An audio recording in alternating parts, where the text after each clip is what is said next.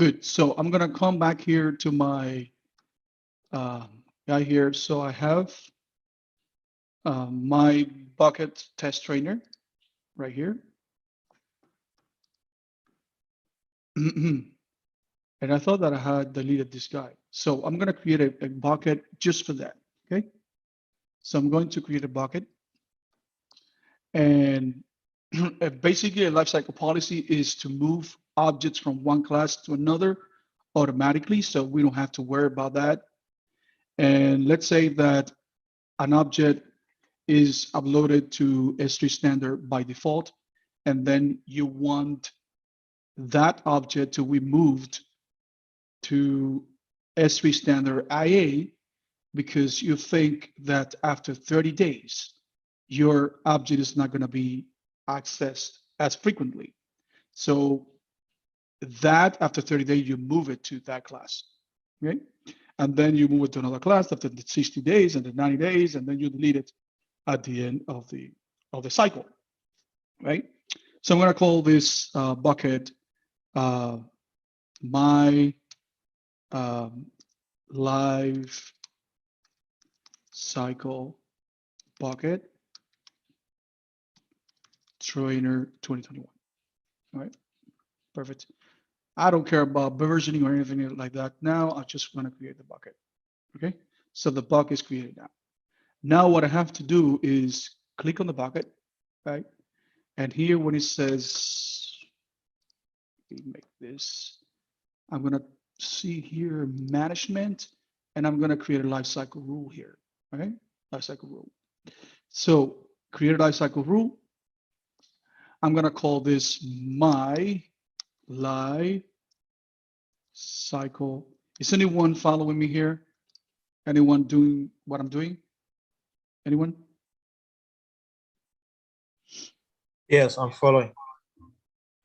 Yes, Professor. You're here with me? Yes. Okay, I created a bucket just like we did before, and I click on management. Once I go to the bucket, there's your management, right? I click on that, and then I'm going to create a lifecycle rule, right? So once I create a lifecycle rule, when I click on that, I'm going to give it a name. My cycle, my life cycle rule, right?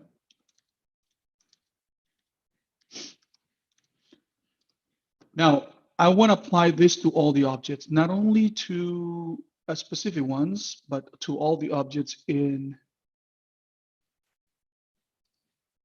Okay.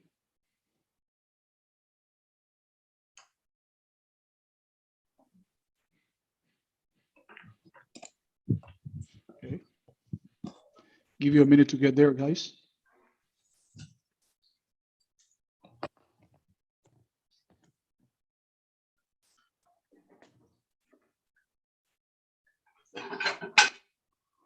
Okay.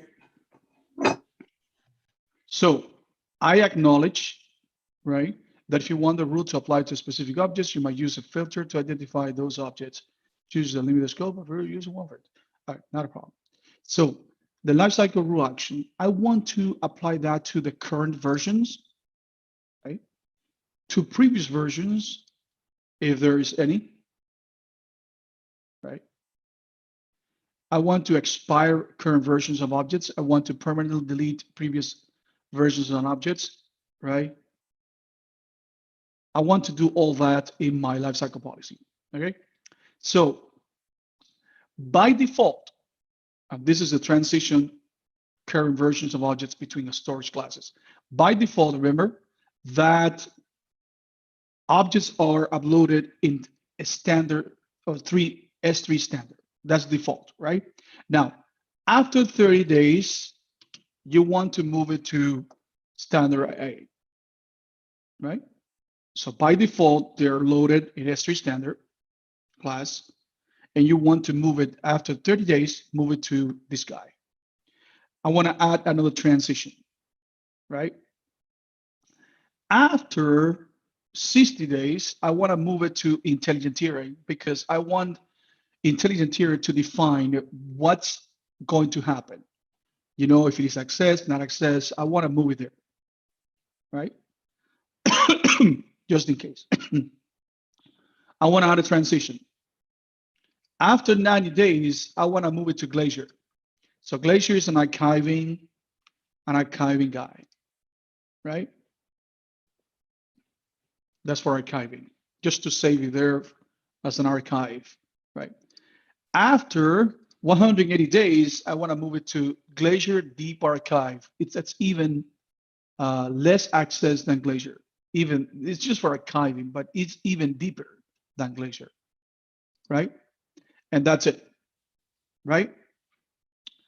Now, I'm going to transition small objects to Glacier, or Glacier Deep Archive will increase the cost. So remember, if this is only 2 gigabytes, I mean 2 kilobytes in size, that doesn't make sense, right?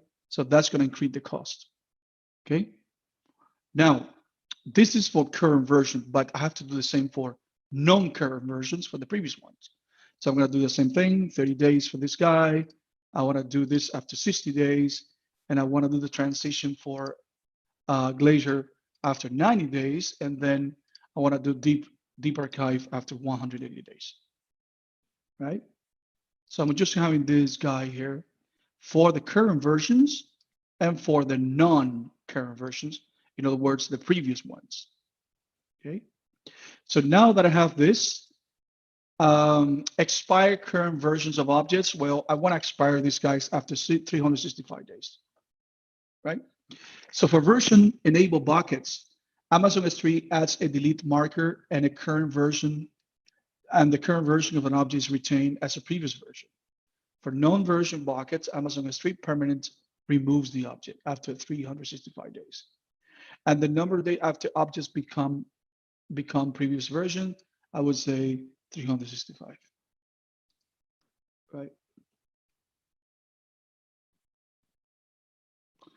Now, as you can see here, this is the timeline summary, what I've done. So for both current and previous versions, day 0, objects are uploaded in the S3 standard by default. And then after 30 days, it moves the object to standard A, 60 to intelligent tiering, Glacier, 180, deep archive, 80, and then after 365, objects expire and objects are permanently deleted. Okay, I can even change this probably, I would say probably 35. Okay, and then 30 days later, objects are permanently deleted. You have to put a number of days. Let's Yeah, see. this number of days, yes. What if you want to? It says here, for version enable buckets, Amazon S3 adds a delete marker, and the current version of an object is retained as a previous version. Okay, I will leave it here, 65. What was your question before? You know, sometimes, so let's say if you're required to keep records for 10 years, you have to do 3,000. Okay. Yeah, and then that will be 3,000. How would you know this? Some years is 66 days, 366 days, some years. Yeah, but you know, standard is 365, right? They use 360 like this, and that's it. You can do as many days as you want, right? You can like put a specific date. Yeah, that will keep it for 10 years. If the year has 165 days, that will be one more year. Okay, but that's okay. That's fine, right? So that will disappear. So I create a rule here, and that will be here. It will show here, but it's now in the creation status. So right now it's enabled, right? It says my lifecycle rule, enable entire bucket is applied to the entire bucket. And this is the transitions of the current versions, and this is the transitions to the for the previous versions. And that's it. Forget about it. Everything that is uploaded in this bucket after 30 days is going to move to standard IA no matter what.